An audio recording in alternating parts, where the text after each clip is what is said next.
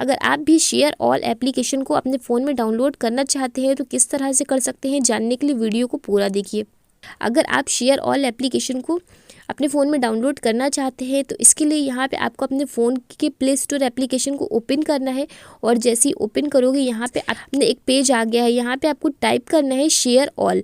जैसे ही आप टाइप करते हो उसके बाद आपको सर्च करना है। जब आप सर्च करते हो तो यहाँ पे एप्लीकेशन आपके सामने आ गई है, आप देख लो। और यहाँ पे आपको एप्लीकेशन में इंस्टॉल का ऑप्शन मिलता है। यहाँ पे आपको इंस्टॉल वाले ऑप्शन पे क्लिक करना है।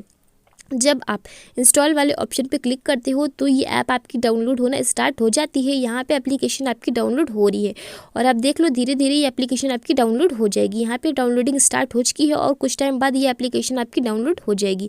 यहाँ पे एप्लीकेशन डाउनलोड हो चुकी है और आपको यहाँ पे ओपन का ऑप्शन मिलता है। ओपन के ऑप्शन पर क्लिक करके आप इस ऐप को बहुत ही आसानी से यूज़ कर सकते हैं। वीडियो पसंद आई हो तो इसे लाइक करें, शेयर करें, चैनल को सब्सक्राइब करें। Thanks for watching.